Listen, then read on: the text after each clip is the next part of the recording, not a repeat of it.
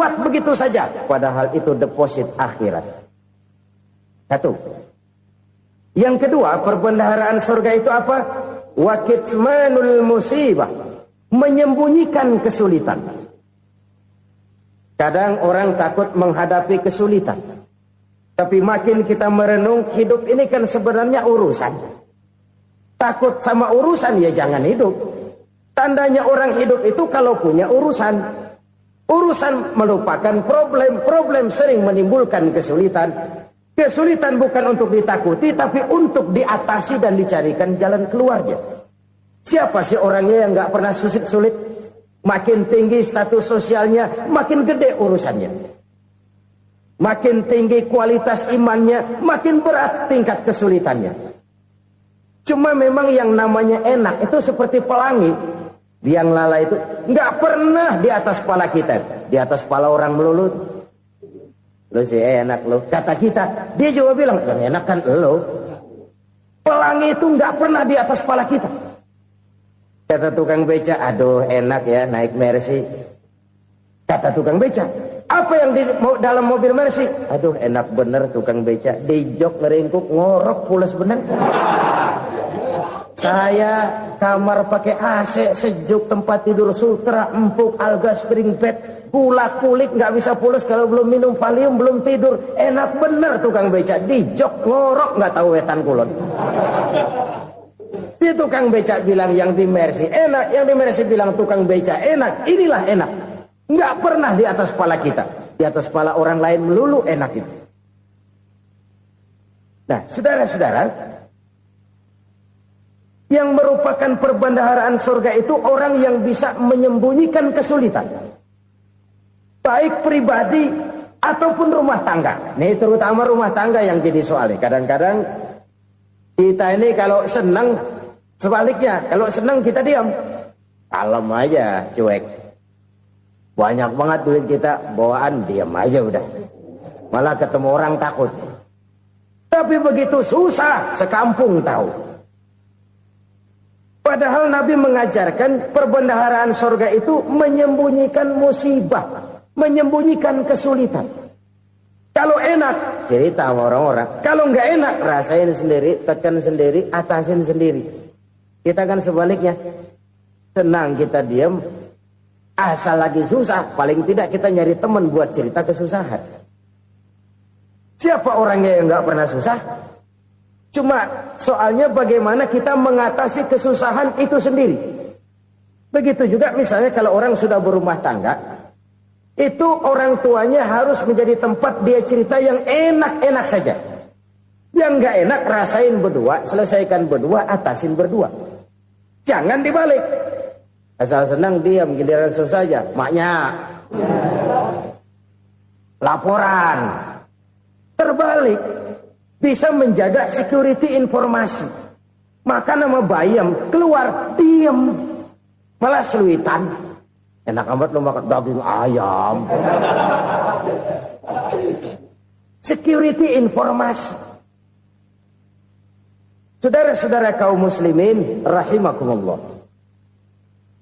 Ujian yang terberat itu yang pernah diberikan kepada para nabi, para rasul, para aulia, para ulama. Makin tinggi keimanan, makin berat bentuk kesulitan. Ayo saya kemukakan satu contoh saja. Ada seorang nabi yang kaya, nabi kaya, namanya Nabi Ayub. Iblis kalau orang begini kan keki,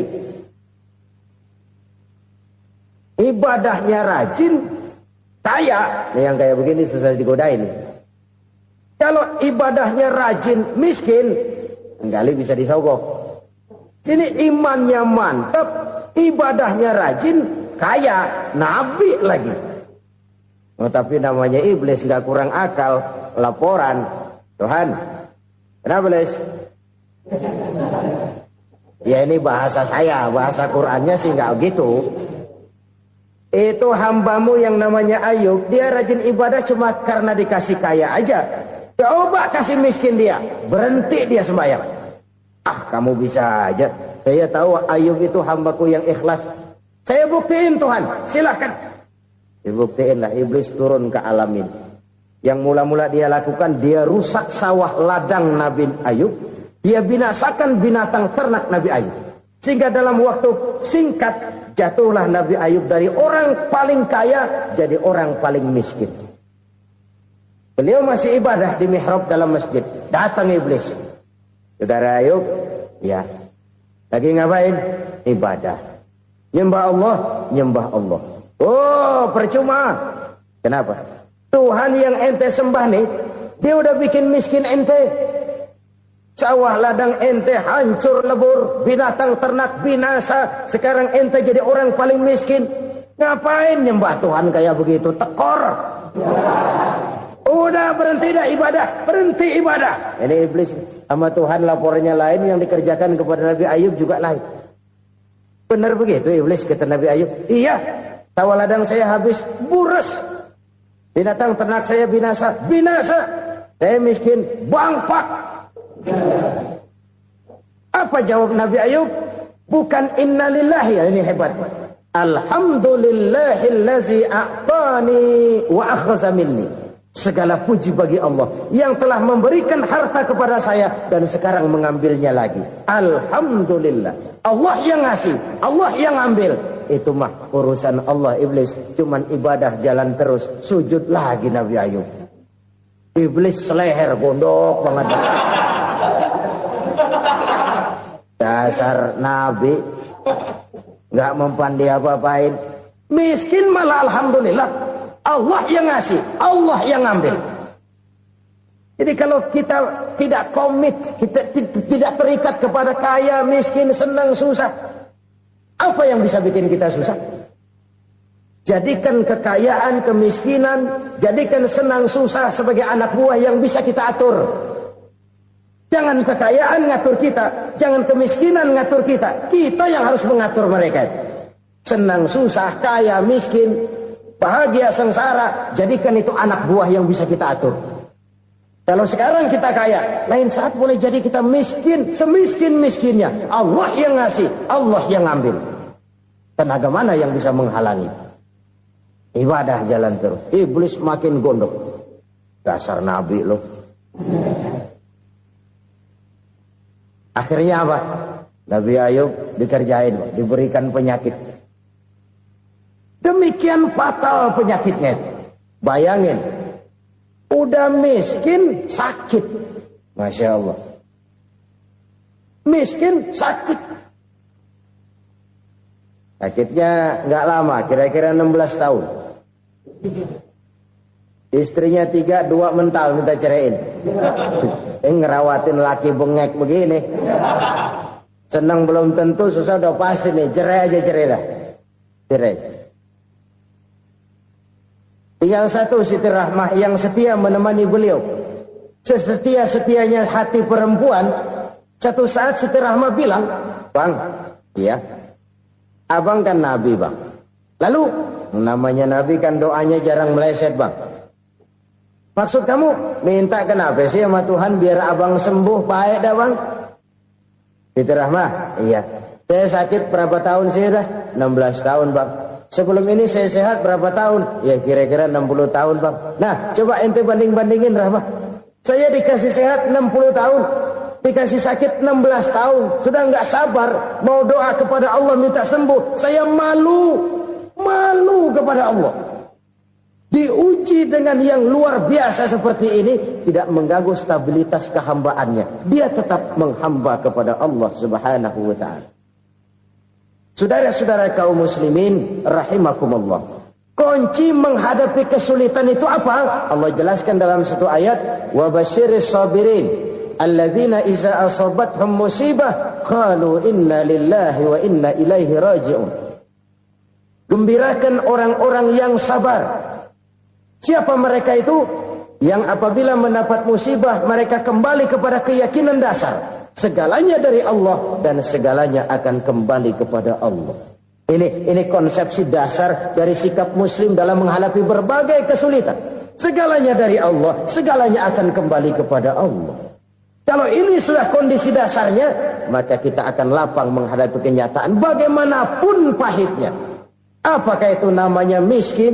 Apakah itu namanya sakit? Bahkan maut sekalipun, segalanya dari Allah, segalanya akan kembali kepada Allah. Ini sikap hidup, bukan sekedar ucapan. Kita kadang-kadang menjadikannya sebagai ucapan. Mulutnya sehingga berhenti, innalillahi wa inna ilaihi rajiun, tapi nangisnya terus gerung-gerungan. Bukan itu, ini kesadaran moral. Kalau segalanya dari Allah, segalanya kembali kepada Allah, kan sebenarnya cuma nunggu giliran. Hari ini saya nyembayangin dia, entah hari apa saya disembayangin orang. Hari ini saya antar dia ke kubur, entah hari apa orang nganterin saya ke kubur. Hari ini saya tahlilkan dia, entah nanti kapan orang tahlilkan saya. Segalanya dari Allah, segalanya akan kembali juga kepada Allah. Oleh sebab itu saudara-saudara, kesulitan bukan untuk ditakuti. Kesulitan justru untuk diatasi, dicarikan jalan keluarnya. Dan tidak ada orang yang tidak pernah mendapat kesulitan. Tidak ada. Semakin tinggi status sosial, semakin tinggi kualitas keimanan, semakin besar juga tingkat kesulitan. Hanya saja bagaimana cara kita mengatasinya. Dan Al-Quran menyatakan, inna ma'al usri yusra. Di balik kesulitan itu pasti ada kemudahan. Roda itu berputar. Karena itu Rasulullah sallallahu alaihi wasallam mengingatkan kepada kita, ta'arraf ilallahi firraha ya'rifka fisyiddah. Ingatlah kepada Allah di waktu kamu senang, supaya Allah ingat kepada kamu di waktu kamu susah. Kalau waktu senang kita ingat kepada Allah, kita susah, Allah tidak akan meninggalkan kita. Tapi kalau waktu senang kita jauh dari Allah, sujud tidak sempat, dengan masjid jauh, ketika senang kita lupakan Allah. Nanti begitu kita susah, Allah lupakan kita. Dan itu menyakitkan. Oleh karena itu orang-orang tua kita dulu bilang, kalau lagi sehat ingat-ingat lu bakal sakit nanti. Kalau lagi kaya ingat-ingat satu saat kita bakal jatuh miskin. Bahkan kalau lagi muda ingat-ingat kita bakal tua. Dan yang terpenting kalau lagi hidup ingat-ingat kita bakal mati. Saudara-saudara kaum muslimin rahimakumullah. Jadi yang kedua yang merupakan perbendaharaan surga, menyembunyikan musibah. Saudara-saudara kaum muslimin rahimakumullah. Hal ketiga yang merupakan perbendaharaan surga adalah wasilaturrahmi. Orang yang suka bersilaturahmi. Sebagaimana yang kita maklum bahwa manusia adalah makhluk yang disebut zon politika. Makhluk sosial yang tidak mungkin hidup sendiri-sendiri. Betapa dan siapapun kita memerlukan orang lain. Bodoh betul manusia kalau tinggal di tengah masyarakat tapi tidak mau bermasyarakat. Merasa hebat sendiri, pintar sendiri, gagah sendiri, kaya sendiri. Mungkin kalau mati juga ngubur sendiri.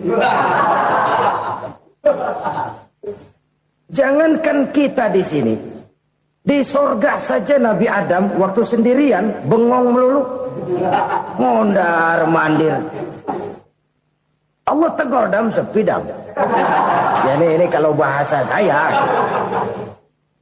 Iya Tuhan sepi ini nggak ada coret-corekan pisan ini. Diciptakan Siti Hawa baru anteng Nabi Adam. Itu di surga. Cobalah. Umpamanya saudara tinggal di Jakarta nih. Kayak bener. Apaan aja di Jakarta punya saudara dah. Jembatan Semanggi ambil. Monas, Buntel bawa pulang. Hotel-hotel ambil semua. Cuman tinggal di Jakarta sendirian, apa enaknya? Betapa dan siapapun kita perlu orang lain.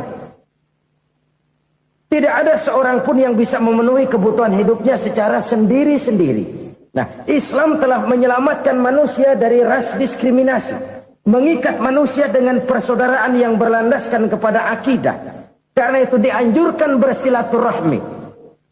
Bahkan Nabi menyatakan, man arada ayyubsata lahu fi rizqihi wa yunsa'a fi atharihi falyasil rahimah. Siapa yang kepengen diluaskan rezekinya dan dipanjangkan usianya, banyaklah ia bersilaturahmi. Siapa yang kepengen dimudahkan rezekinya, hendaknya ia banyak bersilaturahmi. Kalau banyak teman, kesulitan kan paling tidak ada tempat cerita. Udah susah, sendirian, kita pikirin diri, nggak ada tempat tukar pikiran. Cepet banget sama bengek. Dilawan sendiri. Nah, secara makro kita bisa berkata, tidak mungkin ada kemenangan kalau tidak ada kekuatan. Tidak ada kekuatan kalau tidak ada kesatuan dan persatuan. Tidak mungkin ada kesatuan dan persatuan tanpa semangat silaturahmi. Kalau umat Islam mau menang, dia harus kuat. Kalau umat Islam mau kuat, dia harus bersatu. Kalau umat Islam mau bersatu, dia harus membudayakan silaturahmi ini. Bahkan sampai-sampai kata Nabi, kalau bisa cari nilai tambah. Apa? Silman koto'ak. Bersilaturahmilah kau kepada orang yang marah denganmu. Masya Allah, indahnya ajaran agama kita. Orang yang marah pun kepada kita, kata Nabi, kalau bisa bersilaturahmilah kepadanya, kepada orang yang marah itu. Di situ nilai tambah. Cuman jujur nih hadis, ngucapinnya gampang, ngamalinnya yang berat banget. Orang marah sama kita, kita disuruh silaturahmi. Ada apa malu? Lu marah, ada gue marahan lagi. Gue pikirin. Saudara-saudara kaum muslimin rahimakumullah. Tapi ini yang diajarkan, bahkan ini yang dicontohkan oleh baginda Rasul. Bagaimana begitu mudah? Misalnya satu saat Abu Jahal ini ngatur strategi bagaimana bikin Muhammad celaka. Dia gali lubang di depan tempat tidurnya. Dia tutupin daun korma. Terus dia panggil seseorang, ke sini. Kasih tahu Muhammad, pamannya sakit keras, minta ditengokin. Berangkat orang ini ke sana. Muhammad, labbaik.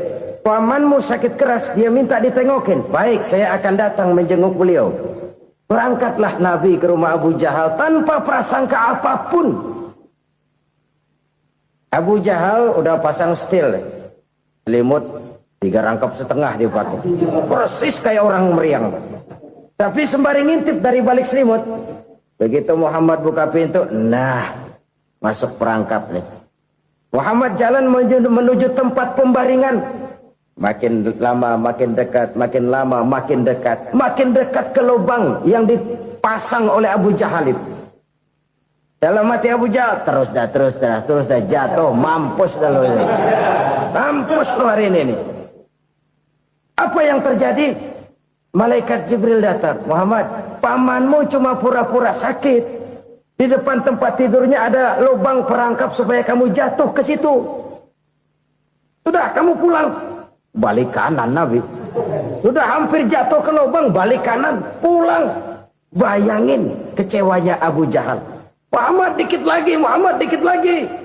Enggak paman, saya pulang aja. Emosi bangun dari tempat tidur, enggak sadar kalau lagi pura-pura sakit. Lompat ngejar Nabi, dia lupa dengan lubang yang dia gali. Usrah, nyemplung sendiri ke dalam lubang.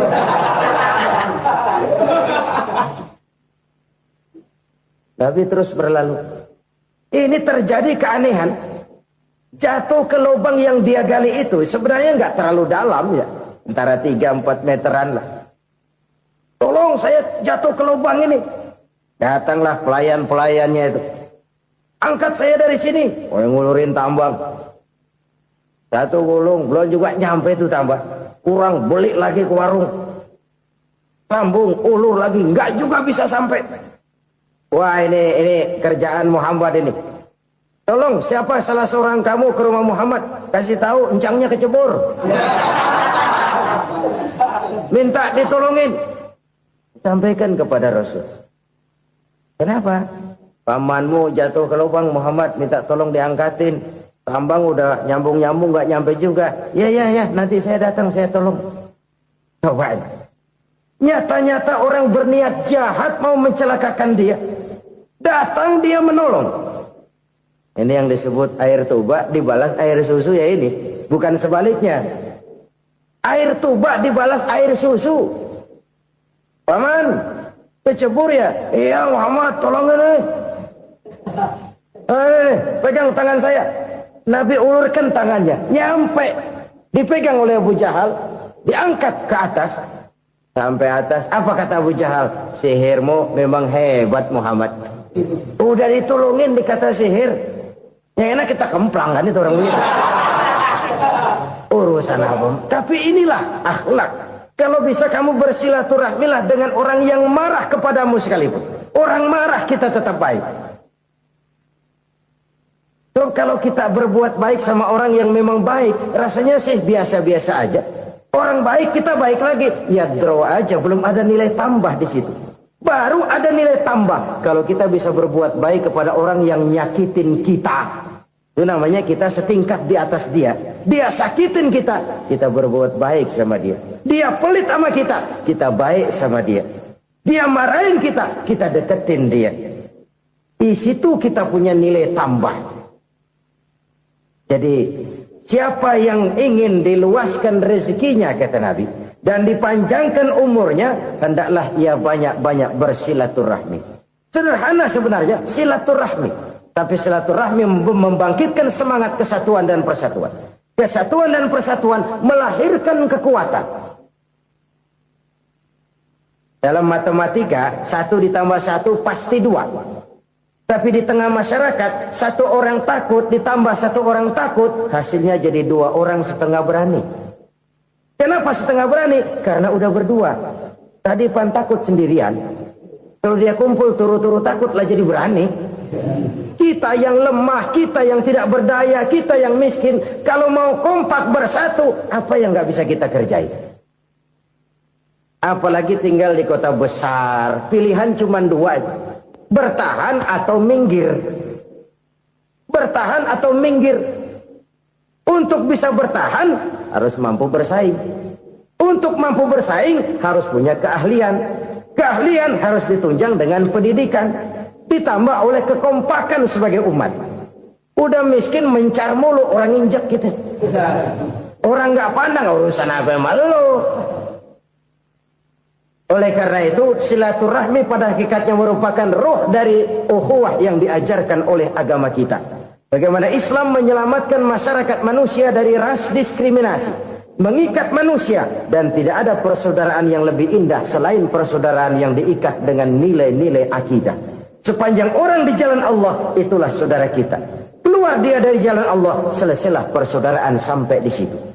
Karena itu, kalau ingin menyimpan sesuatu di surga, banyaklah bersilaturahmi. Datang ke rumah ini, datang ke rumah itu, dan lain sebagainya. Itu simpanan kita di akhirat nanti. Ini yang ketiga. Saudara-saudara, yang keempat, perbendaharaan surga itu apa? Wa qawlu la hawla wa la quwwata illa billah. Ucapan la hawla wa la quwwata illa billah. Ibadah kan ada yang berat, modalnya besar. Bangun masjid berat, modalnya besar. Bangun rumah sakit berat, modalnya besar. Ada ibadah yang berat, tapi modalnya ringan. Misalnya puasa. Puasa itu berat, mengendalikan nafsu. Kalau sekedar nggak makan nggak minum sih enteng, mengendalikan nafsu. Itu jihad terbesar, tapi kan modalnya ringan, cuma niat saja. Ini ibadah berat, modalnya ringan. Ada ibadah yang ringan, modalnya juga enteng. Seperti termasuk ucapan la haula wa la quwwata illa billah. Tanpa sadar, la haula wa la quwwata illa billah. Nyelengin tuh di surga. Nyelengin, kita nggak terasa, nyelengin simpenan akhirat. La haula wa la quwwata illa billah. Nyimpan lagi. Kaget, la haula wa la quwwata illa billah, nyimpan lagi, banyak simpanan. Walaupun sebenarnya yang dimaksud di sini adalah kesadaran batin bahwa tidak ada daya dan kekuatan kecuali Allah. Itu intinya. Kita memulai pekerjaan disunahkan baca bismillah, kan begitu. Apa itu? Kesadaran moral. Bahwa ini saya bisa kerjakan. Saya kerjakan ini dengan menyebut nama Allah. Kenapa? Kalau Allah tidak memberikan daya dan kekuatan, mana mampu saya kerjakan ini. Maka saya kerjakan ini dengan menyebut nama Allah. Bismillah. Kesadaran moral. Manusia hanya wajib berusaha, tapi nggak pernah wajib berhasil. Banyak hal-hal yang kalau kita renungkan secara rasio, nggak mungkin Tapi jadi kenyataan. La haula wa la quwata illa billah. Tidak ada daya dan kekuatan kecuali bagi Allah semata-mata. Kesadaran moral akan kelemahan dan keterbatasan makhluk bernama manusia. Kadang kita kagum dengan otak, tapi kita sering lupa sama yang bikin otak. Padahal bagaimanapun hebatnya otak, yang bikin otak pasti lebih hebat dari otak. Nggak percaya, silahkan otak-otakan. Inilah kecenderungan. Kita kagum dengan pesawat-pesawat mutakhir, bukan main besi gede banget terbang itu. Alangkah hebatnya. Lalu apa yang bikin otak tidak lebih hebat dari itu semua? Kita puji laut. Apa yang bikin laut tidak lebih hebat dari laut itu? La haula wa la quwata illa billah. Tidak ada daya dan kekuatan kecuali Allah. Apa yang bisa kita lakukan kalau tidak karena daya dan kemampuan yang diberikan oleh Allah kepada kita? Lahirlah sikap tawadu, rendah hati. Tidak melonjak menjadi angkuh dan sombong. Sadar akan kelemahan dan keterbatasan diri. Sebagai makhluk yang diciptakan oleh Allah subhanahu wa ta'ala. Jadi satu sisi ini ucapan yang berpahala. La haula. Jadi wiridan. Pada sisi lain ini kesadaran moral. Sikap mental. Kesadaran batin. Bahwa yang punya daya dan kekuatan itu cuma Allah. Kita nggak pantas untuk sombong. Sebab sombong itu pakaiannya Allah. Kita nggak sedang pakai pakaian Allah kegedean. Dan makin kita renungi, makin terbentur. Apa sih yang bisa kita sombongin? Kita mau sombong apa? Kaya? Pintar? Itu kan semua relatif. Di atas langit masih ada langit lagi. Jadi oleh karenanya, marilah kita menyadari. Manusia hanya wajib berusaha, tapi tidak pernah wajib berhasil. Yang berusaha saja tidak wajib berhasil, apalagi yang tidak berusaha. Islam bukan agama orang pemalas yang selesai sholat lalu enggelohom, enggelenggem ayem-ayem. Tapi Islam bukan agama orang sombong yang setelah berusaha lalu tidak memerlukan Allah.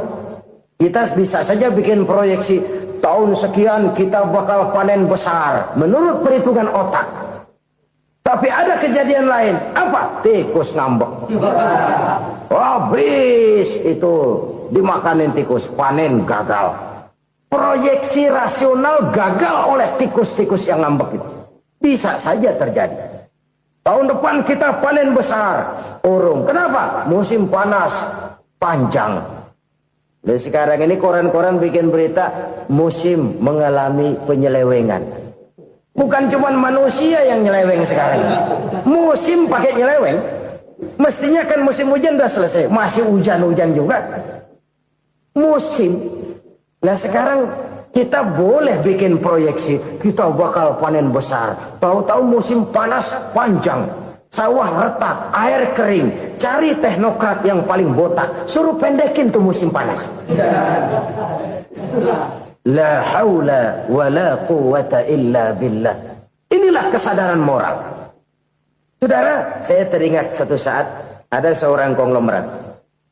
Umurnya ya kira-kira 70-an. Satu saat dia ditanya oleh wartawan, "Pak, umur Bapak berapa sih?" "Ya paling 10 tahun."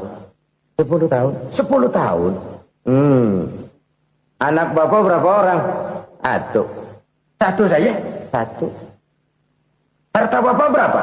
Ya paling-paling bangsa 7 juta kali. 7 juta? Iya. Pak, kenapa Bapak bohongi saya? Bapak punya buku biografi. Koran-koran, majalah-majalah banyak memuat cerita riwayat hidup Bapak. Saya tahu umur Bapak 70. Kenapa bilang cuma 7 tahun? Saya tahu anak Bapak 8. Kenapa cuma bilang 1? Saya tahu harta Bapak miliaran, mungkin triliunan. Pabrik di mana-mana, bank di mana-mana. Kenapa bilang uang Bapak cuma 7 juta? Nah, kata si konglomerat tadi, kamu benar nak, kamu benar. Umur saya kalau jumlahnya memang 70 nak.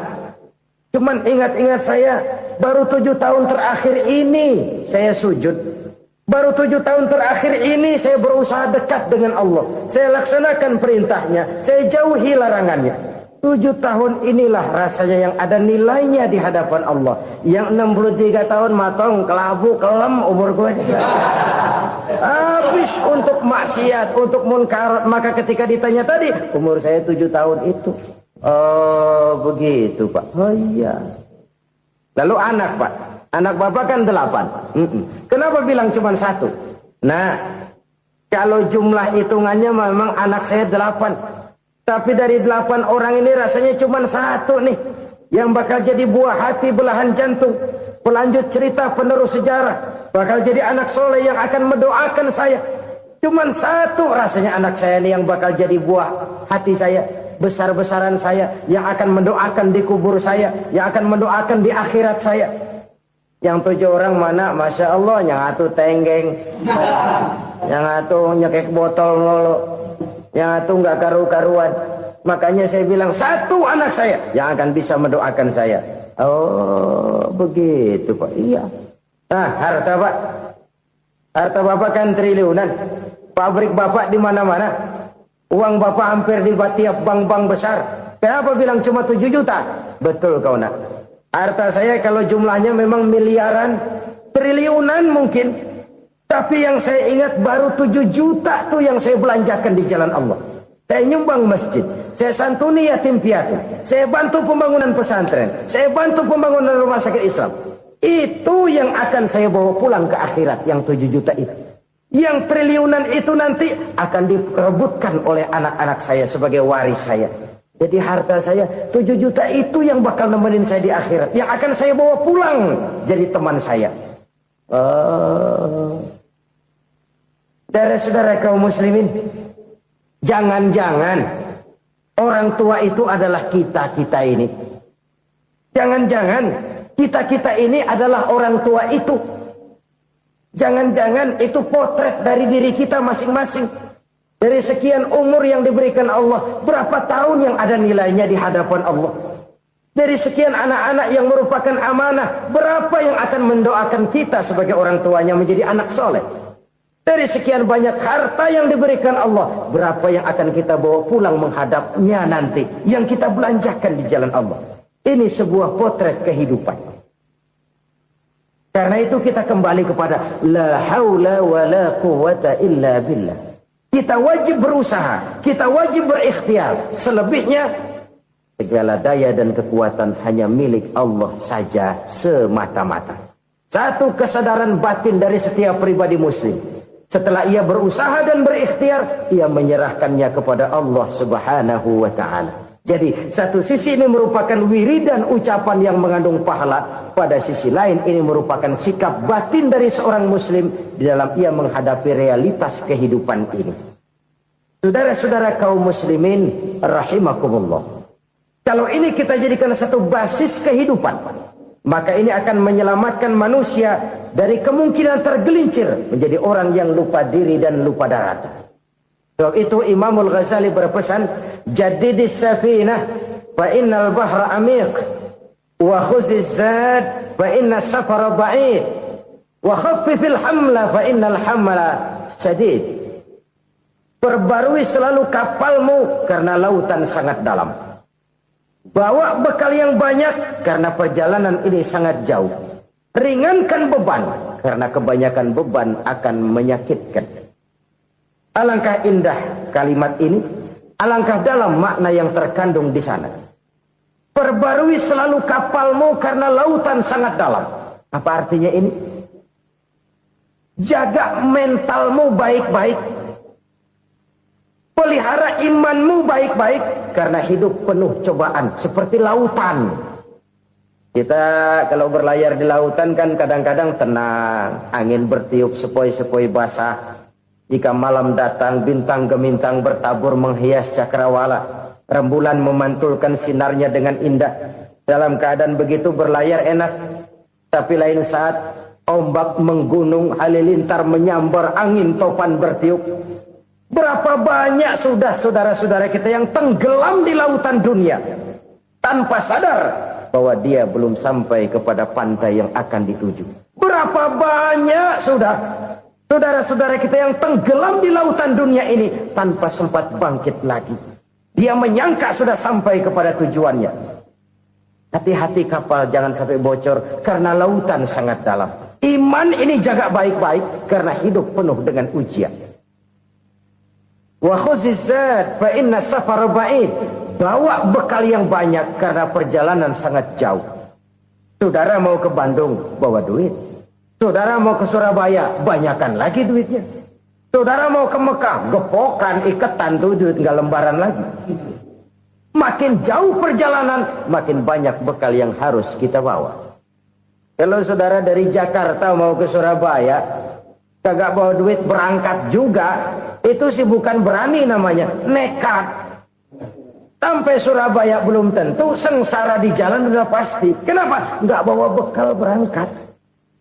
Sama juga kita nih, misalnya belum sempat sembahyang, mati. Waduh, berani banget orang. Belum punya bekal, mati. Sengsara di jalan. Atau bekal tidak cukup. Dari Jakarta saudara mau ke Surabaya, bawa duit 500 perak. Paling jauh Cikampek nyampenya itu. Paling jauh itu. Antara jauhnya perjalanan dengan bekal yang saudara bawa tidak seimbang. Hidup ini perjalanan panjang. A walking tour. Dimulai dari alam arwah. Sebelum jasad diciptakan, roh diciptakan lebih dulu. Dari situ pindah ke alam rahim. Dari alam rahim pindah ke alam dunia. Dari alam dunia pindah ke alam barzah. Baru menuju akhirat. Satu perjalanan panjang. Kalau bekal tidak bawa, sengsara di jalan. Bawa bekal yang banyak karena perjalanan ini sangat jauh. Wa khaffifil hamla, ringankan beban karena beban itu cuma akan menyulitkan. Kalau bekal itu sih keperluan, tapi beban nggak kita perluin, cuma ngeberat-beratin. Apa ini beban? Dosa, kecurangan, kebatilan, kesoliman, ketidakadilan, kesewenang-wenangan. Itu akan jadi beban kita di akhirat. Alangkah celakanya, perjalanan panjang, bekal tidak bawa, beban kelewat banyak, alamat sengsara di jalan. Pahala tidak ada, dosa berlipat ganda. Na'udzubillah, summa na'udzubillah. Kalau kita rangkum nasihat Al-Ghazali dengan kisah si konglomerat tadi, kita akan mengambil kesimpulan. Pertama, bekal terbaik dalam menghadapi gejolak kehidupan ini tidak lain adalah iman. Yang kedua, pahala dan dosa. Dua hal kontroversial. Pahala adalah bekal, dosa adalah beban. Tapi kita sekarang kan tidak begitu terangsang kepada yang abstrak. Orang berlomba mencari yang konkret-konkret saja. Yang real. Kalau memang dosa, benjol dong. Kira-kira begitu. Kira-kira begitu. Persis orang Yahudi dulu. Orang Yahudi itu kan pernah minta kepada Nabi Musa. Ya Musa, lan nu'mina laka hatta narallaha jahrah. Musa, kami nggak bakal mau beriman kepada Allah kalau belum kami lihat Allah ada nongkrong di depan kami. Kalau memang Tuhan ada, taruh dong di depan kami. Mau yang konkret-konkret saja. Kalau memang dosa, benjol dong. Kalau memang pahala, berasa dong. Orang terangsang kepada yang real, yang konkret-konkret saja. Karena itu, untuk mengejar dosa, orang mau bayar. Tapi untuk mengejar pahala, walaupun tidak bayar, orang segan. Ini yang dikatakan oleh Nabi, kamu mengharapkan ke surga, tapi kamu berat melaksanakan sesuatu yang bisa membawa kamu ke surga. Kamu ingin jauh dari neraka, tapi tiap saat kamu lakukan perbuatan-perbuatan yang justru menjerumuskan kamu ke neraka. Idda'aitum an-najata minan nar wa ramaitum fiha anfusakum. Kamu ingin selamat dari neraka, tapi kamu lemparkan diri kamu ke neraka. Kamu ingin masuk surga, tapi berat sekali kamu melakukan perbuatan-perbuatan yang bisa menyampaikan kamu di surga.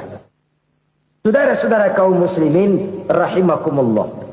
Jadi hal keempat yang merupakan perbendaharaan surga adalah la haula wa la quwwata illa billah. Satu sisi ini merupakan ucapan yang memperberat timbangan akhirat. Pada sisi lain ini merupakan sikap hidup seorang muslim, kesadaran batin yang sangat dalam bahwa tidak ada daya dan kekuatan kecuali Allah. Dan itu kita simbolkan pada saat memulai pekerjaan dengan Bismillah, dengan menyebut nama Allah. Satu kesadaran moral, saya hanya bisa melakukan ini karena diberikan daya dan kekuatan oleh Allah. Lahirlah sikap tawadu, rendah hati, tidak melonjak menjadi angkuh dan sombong. Saudara-saudara, sampai sini dulu jumpa kita kali ini. Semoga 4 perbendaharaan sorga ini dapat kita lakukan, yang kelak akan merupakan bekal kita di kemudian hari nanti. Amin ya rabbal alamin.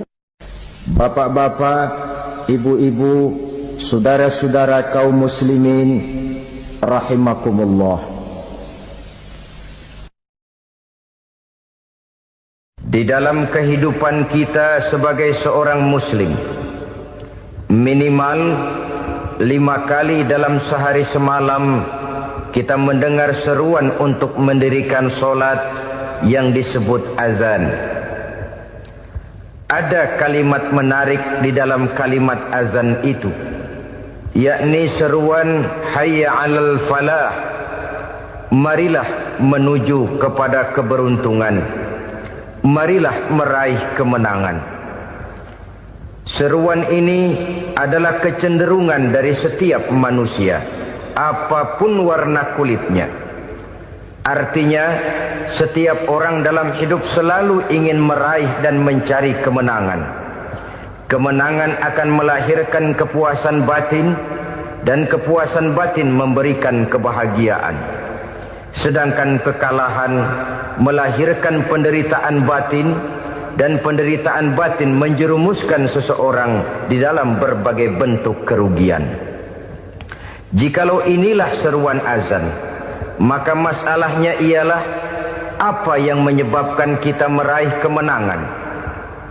Al-Quranul Karim memberikan tuntunan dan ajaran kepada kita bahwa orang-orang yang memperoleh kemenangan itu tidak lain adalah orang-orang yang bertakwa.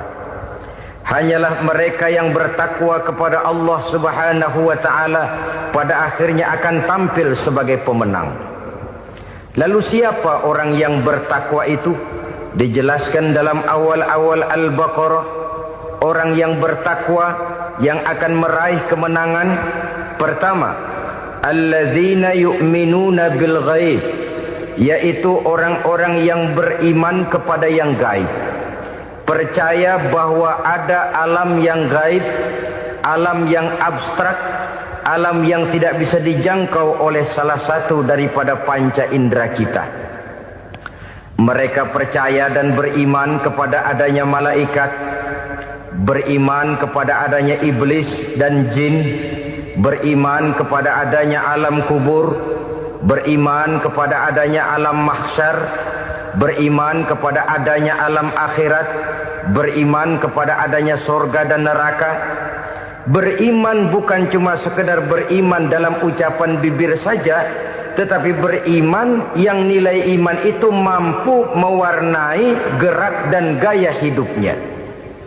Iman yang meresap sampai ke tulang sumsum, kemudian memberikan dampak positif di dalam kehidupan manusia. Alam, kita tahu, adalah sesuatu yang selain Allah, dan Allah bukanlah alam.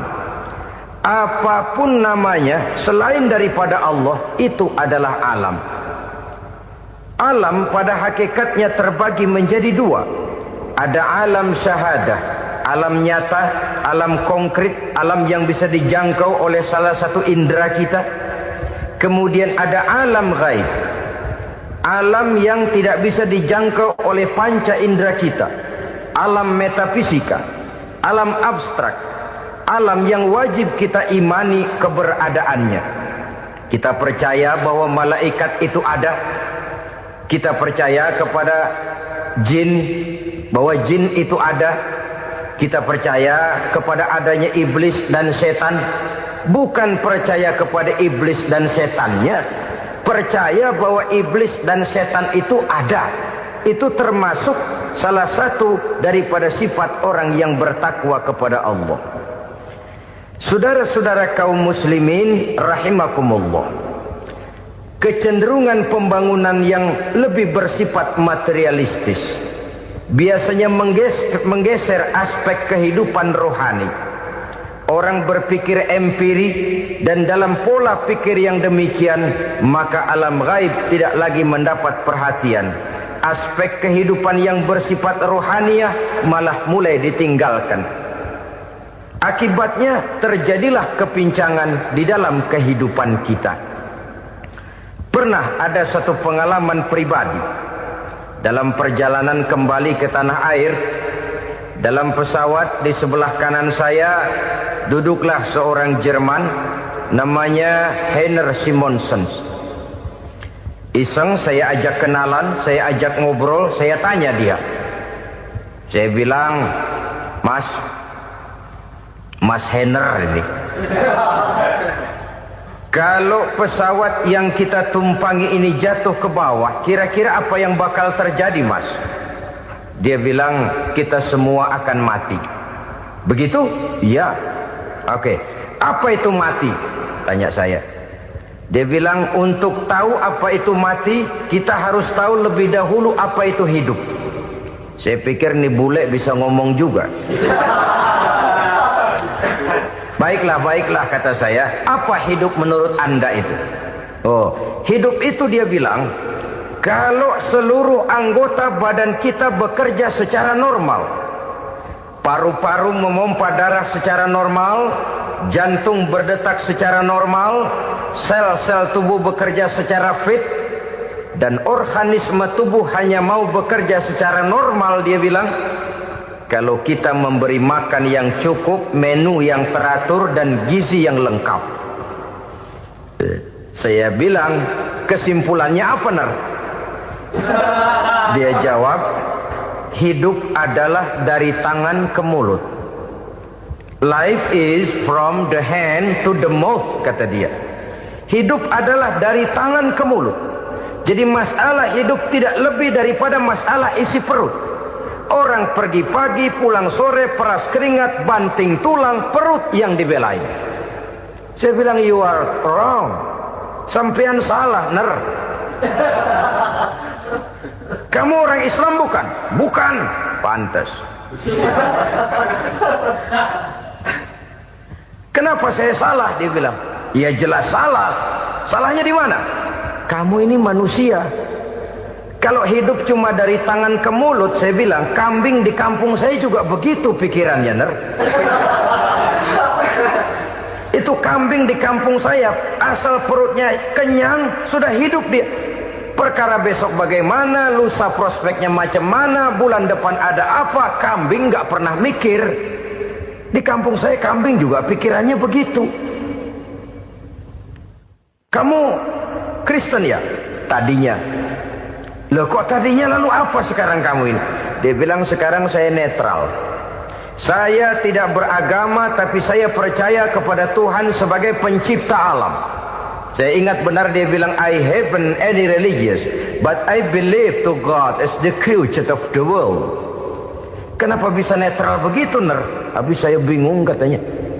Islam bilang Islam baik, Kristen bilang Kristen baik, Hindu Buddha bilang Hindu Buddha baik, semua agama baik. Saya netral sekalian, nggak beragama.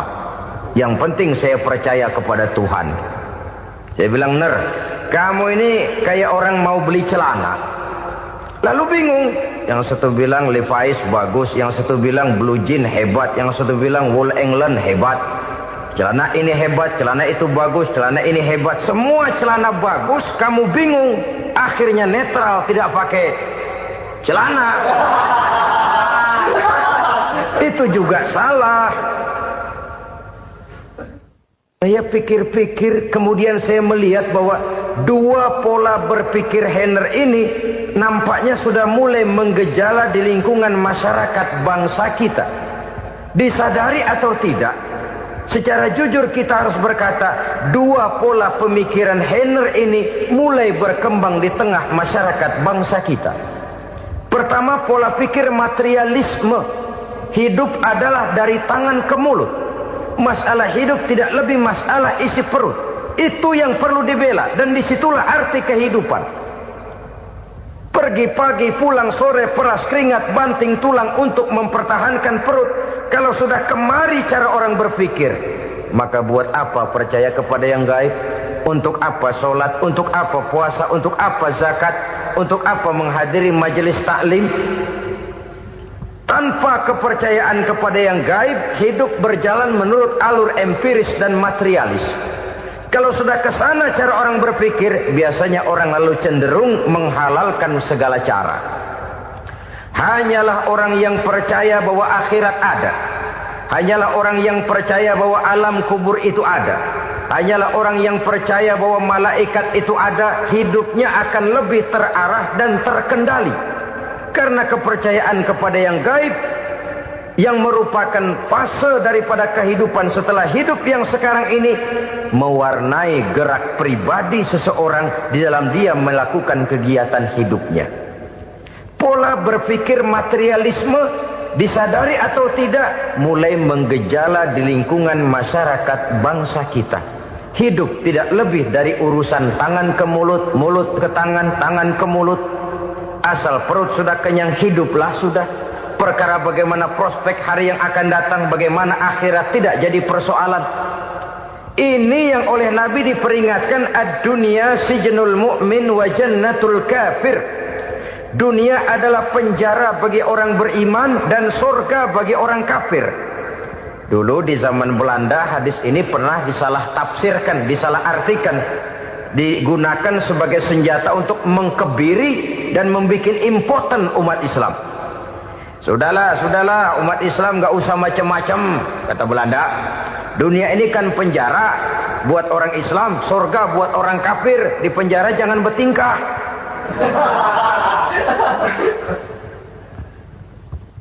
Pengertiannya tidak begitu. Dunia adalah penjara bagi orang mukmin. Artinya dalam kehidupan dunia seorang mukmin tidak bebas memperturutkan hawa nafsunya. Di penjara hawa nafsunya itu. Sebaliknya surga bagi orang-orang kafir. Buat orang kafir surgalah dunia ini. Mereka bebas memperturutkan hawa nafsunya. Dilarang tidak terlarang, dicegah pun tidak tercegah. Mereka hidup menurut alur bisikan nafsu mereka sendiri. Kemudian bila ajal datang, maut merenggut nyawa, selesailah surganya sampai di situ. Maka bagi orang-orang yang tidak percaya kepada adanya akhirat, kepada adanya alam gaib, surganya sebatas umurnya. Sekali lagi, surganya sebatas umurnya. Bila umur selesai, ajal pun datang merenggut nyawa, selesailah sudah surganya sampai di situ. Alangkah pendeknya perjalanan orang-orang yang tidak percaya kepada alam gaib ini. Bagi kita mukmin, jikalau kita mampu memenjarakan hawa nafsu, kita bisa bahagia di dunia ini. Dan Islam memang tidak menyuruh kita sengsara di dunia. Raih dunia, kejar dunia, gapai dunia sebagai alat untuk mencapai kebahagiaan di akhirat nanti. Hidup adalah satu perjalanan panjang yang terbentang sejak kita terlahir dari alam rahim sampai kepada alam akhirat nanti. Andai kata kita gagal meraih kebahagiaan di dunia, toh kita masih punya akhirat. Tapi jangan jadi dalil yang melemahkan semangat. Biarin dah kita di dunia kebelangsak, yang penting akhirat. Akhirnya dunia benar-benar kebelangsak. Bagaimana dunia ini bisa kita raih, dan bagaimana meraih dunia untuk menunjang kepentingan akhirat nanti. Yang kedua, dari pikiran Heiner yang saya lihat menggejala di lingkungan masyarakat bangsa kita, timbulnya manusia-manusia netral. Seolah-olah Tuhan yes, agama no. Sama Tuhan percaya, agama ogah. Tuhan ngangguk, giliran agama godeng. Padahal hampir dalam setiap ayat dalam Quran, kata-kata amanu biasanya bergandeng dengan wa amilus sholihat. Iman dan amal soleh. Ini sebagai isyarat Tuhan dan agama jangan pernah dipisah-pisah. Apabila kita bertuhan, maka kita harus beragama. Apabila kita beragama, maka agama itu harus bersumberkan dari Tuhan yang kita imani itu. Tidak mungkin kita pisah, Tuhan yes, agama no. sama Tuhan percaya tapi agama bikin sendiri. Sembayangnya cukup bengong 2 jam madep ngulon.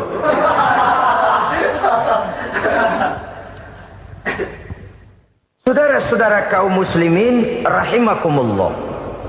Jadi dengan demikian, agama yang kita akui merupakan unsur mutlak di dalam pembangunan sekarang ini, merupakan bagian dari kehidupan yang menuntun kita bahwa di balik alam nyata ini, di balik alam syahadah ini ada alam gaib. Dan mudabbir, merabbi, yang mengatur, yang menguasai, yang memelihara baik dia alam nyata, baik dia alam gaib, tidak lain adalah Allah Subhanahu wa ta'ala. Di sana ada satu super power, satu maha kekuatan yang kita perlu bersandar kepadanya.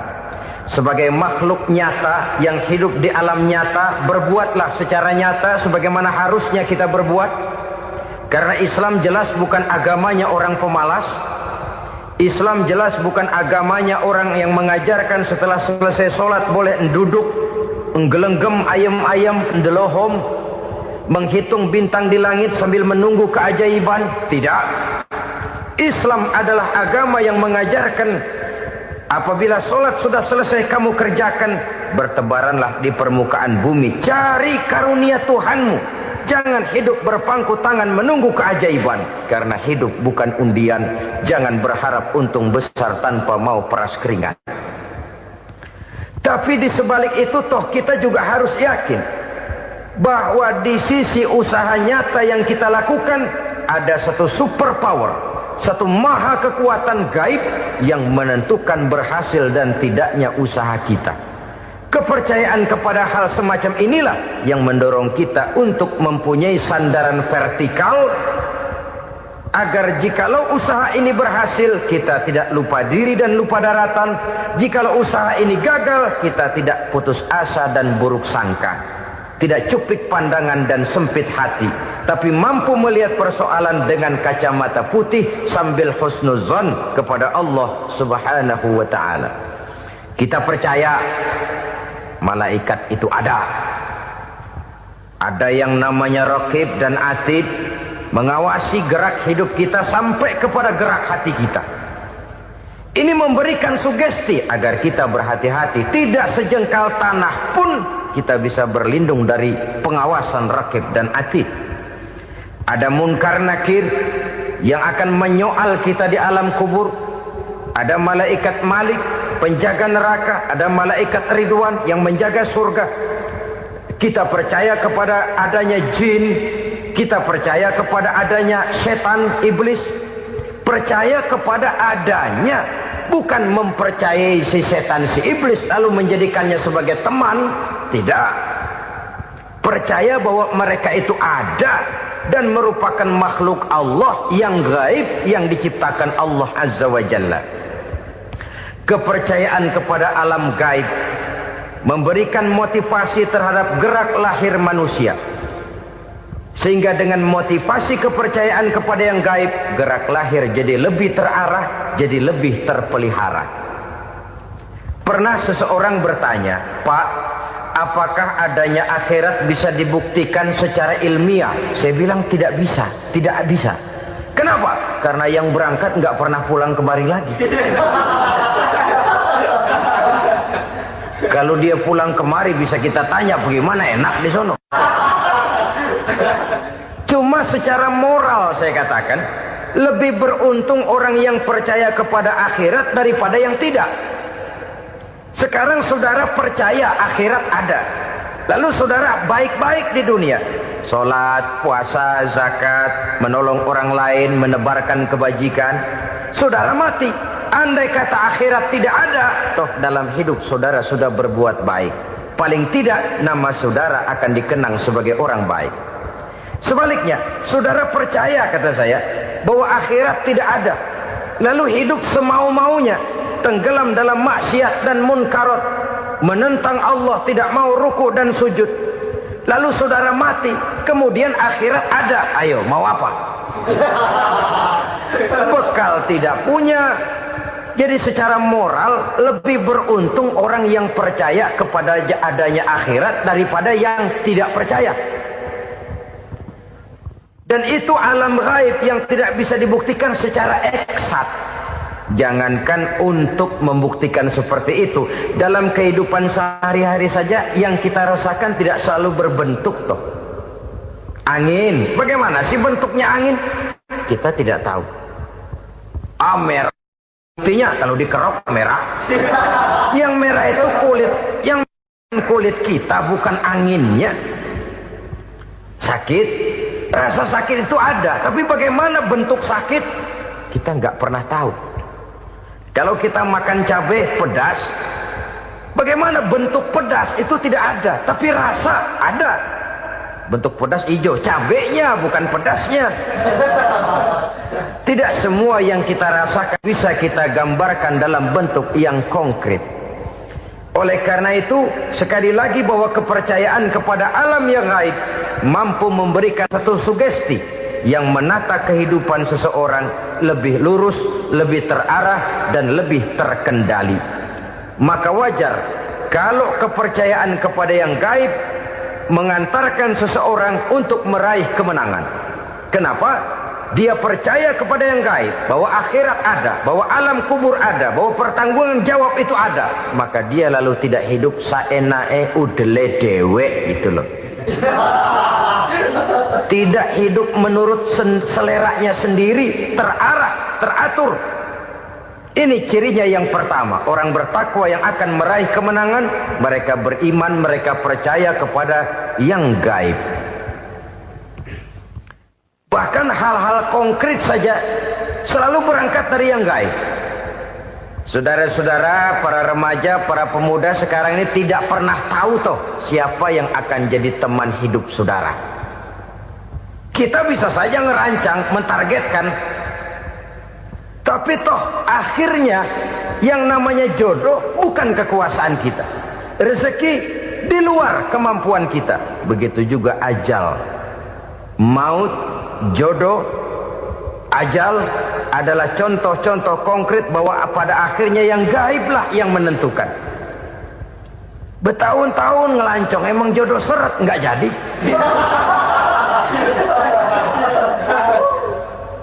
Begitu kenal baru setengah malam nginep ditangkap hansip.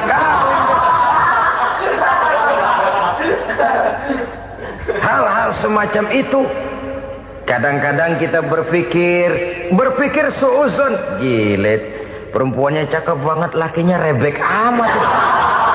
Memang begitulah jodohnya. Memang begitulah jodohnya.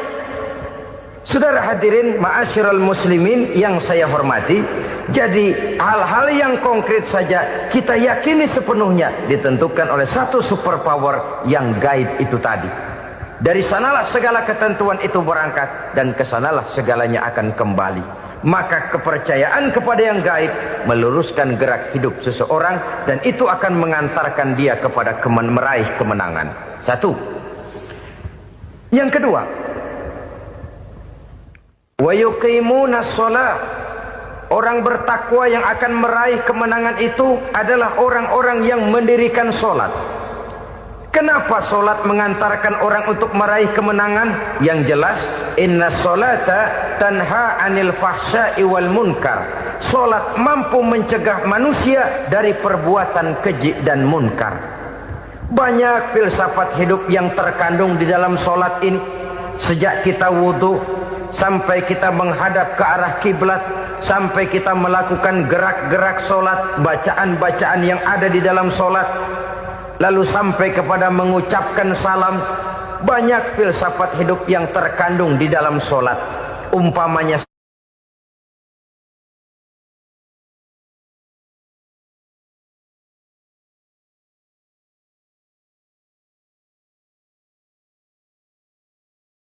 tujuh macam perkara yang merusak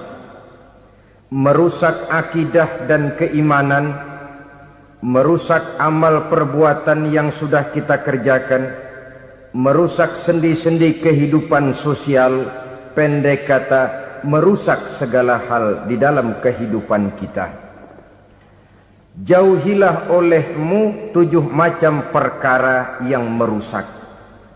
Yang pertama, asyirku billah, menyekutukan Allah Subhanahu wa ta'ala.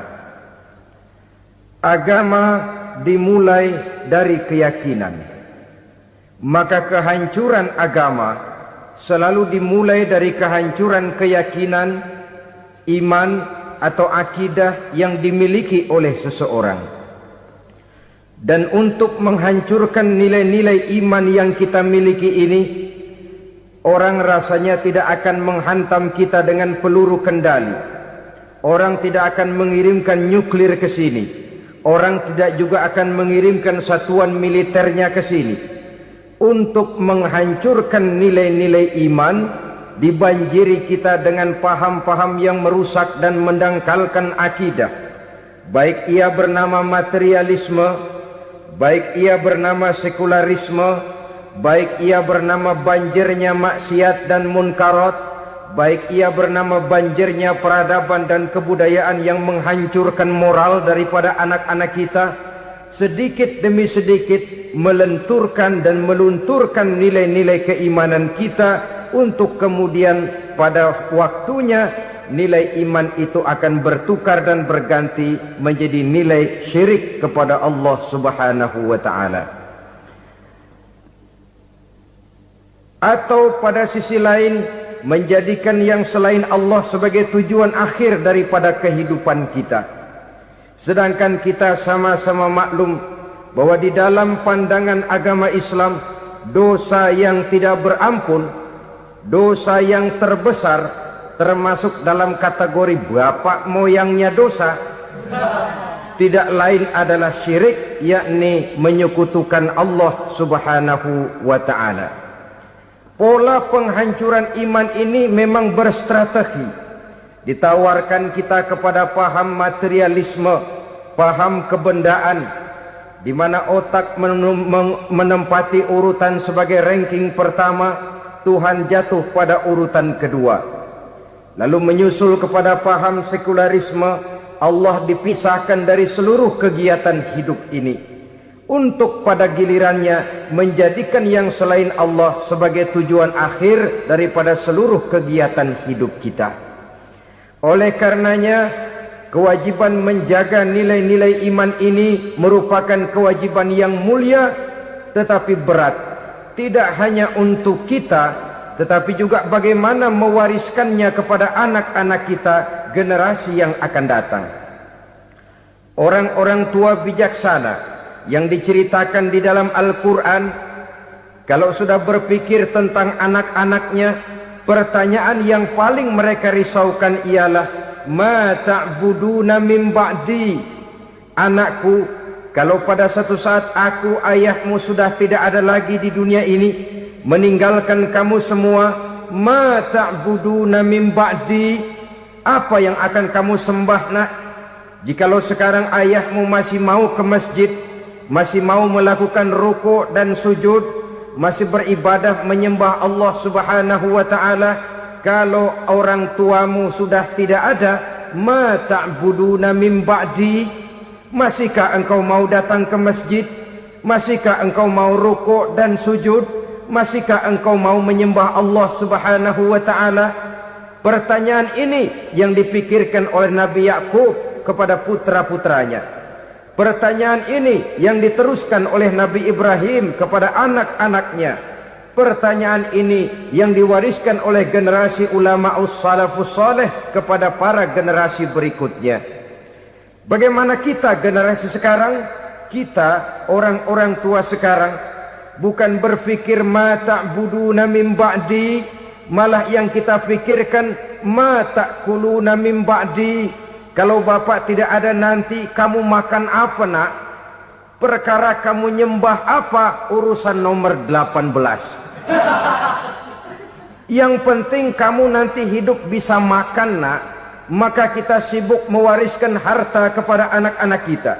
Kita sibuk mewariskan kebun dan tanah kepada anak-anak kita. Kita sibuk mewariskan pabrik kepada anak-anak kita, sementara kita lupa mewariskan intan yang paling mahal, mewariskan mutiara yang paling berharga, yaitu nilai iman kepada Allah Subhanahu wa ta'ala. Alangkah baiknya apabila warisan harta, warisan tanah dan kebun, warisan rumah dan pabrik, didasari lebih dahulu dengan mewariskan nilai iman kepada Allah Subhanahu wa ta'ala. Sebagai orang-orang tua, kita boleh bersedih kalau anak kita tidak mengerti komputer. Kita boleh bersedih kalau anak kita tidak mengerti matematika. Kita boleh bersedih kalau anak kita tidak mengerti bahasa Inggris. Tapi sewajarnya lebih bersedihlah kita orang tua jikalau mempunyai anak yang tidak kenal Allah sebagai Tuhannya, yang kemudian tidak mau rukuk dan sujud kepada Allah Tuhannya. Itulah kemalangan yang paling malang bila kita meninggalkan generasi yang tidak bertauhid kepada Allah Subhanahu wa ta'ala. Betapapun anak kita tidak ngerti komputer, saudara, paling-paling kerugiannya cuma kerugian dunia. Masuk dia ke alam barzakh, munkar nakir tidak akan sempat tanya kau belajar komputer apa tidak. Kumpul dia di padang mahsyar, malaikat juga tidak akan tanya matematikamu nilainya berapa. Yang ditanya kau kenal Allah, kau rukuk dan sujud kepadanya, kau pernah datang ke masjid. Oleh karena itu sekali lagi, menjaga nilai iman tidak hanya untuk kita, tetapi juga mewariskannya kepada anak-anak kita, generasi yang akan datang. Sungguh kemalangan yang paling besar apabila kita meninggalkan anak-anak kita. Mereka kita tinggalkan lemah ekonominya, itu tidak baik. Mereka kita tinggalkan lemah otaknya, itu pun akan membuat mereka tertinggal oleh yang lain. Tapi yang paling celaka, jikalau kita tinggalkan mereka dalam kondisi lemah imannya, rapuh akidahnya, tidak baik dan tidak betul keyakinan hidupnya. Oleh karena itu Nabi berpesan, jauhilah 7 perkara yang merusak. Yang pertama, syirik kepada Allah Subhanahu wa ta'ala, menyekutukan Allah baik dalam ucapan, dalam keyakinan ataupun dalam perbuatan. Ini perkara pertama yang termasuk 7 perusak besar di dalam kehidupan. Kalau sudah jatuh kita ke lembah syirik, bagaimanapun banyak kebaikan yang kita kerjakan, berjiwa sosial, bertangan pemurah, gemar menolong orang lain, kalau memang dasarnya syirik, maka seluruh kebaikan kita akan hancur, tidak akan ada nilainya dalam pandangan Allah Subhanahu wa ta'ala. Dalam pandangan manusia mungkin kita dicatat sebagai orang sosial, gemar menolong orang lain, tidak berpangku tangan melihat orang yang mendapat kesulitan. Tapi oleh karena dasarnya syirik, dasarnya tidak mentauhidkan Allah, maka seluruh nilai kebaikan yang kita kerjakan tidak akan ada nilainya dalam pandangan Allah Subhanahu wa ta'ala. Maka jagalah iman kita jangan sampai dihinggapi penyakit syirik yang bagaimana kecilnya sekalipun. Sekali lagi, baik syirik dalam bentuk ucapan, syirik dalam bentuk keyakinan, sampai kepada syirik dalam bentuk perbuatan, kita berhindar kepada sifat-sifat yang sedemikian itu. Karena apa? Dalam satu ayat Quran Allah Subhanahu wa ta'ala menjelaskan, innallaha la yaghfiru ayyushraka bih wa yaghfiru ma duna dzalika liman yasha. Allah tidak akan memberi ampun kepada orang-orang yang menyekutukannya, tapi Allah masih mau memberikan ampun kepada dosa-dosa yang selain itu bagi orang-orang yang dikehendakinya. Dosa selain syirik, apabila kita bertaubat, Allah masih mau mengampuni. Tapi kalau sudah jatuh ke tempat syirik, itu sudah dosa yang tidak berampun. Taubatnya tidak lain melepas syirik, kembali kepada tauhid, berkeyakinan bahwa hanya ada Allah Subhanahu wa ta'ala, Tuhan satu-satunya, yang lam yalid walam yulad walam yakul lahu kufuwan ahad. Tidak beranak, tidak pula diperanakkan, dan tidak satupun yang dapat menyerupai Tuhan Allah Subhanahu wa ta'ala. Saudara-saudara kaum muslimin rahimakumullah, bahwa kita di zaman sekarang memang tidak menyembah berhala, ya. Bahwa kita tidak berterang-terangan mengatakan Tuhan lebih dari satu, memang. Bahwa kita tidak berkeyakinan Tuhan itu punya anak atau diperanakkan, tentu. tapi dalam perbuatan dan i'tiqad kita kadang-kadang jatuh tanpa kita sadari ke tempat yang bernama syirik ini.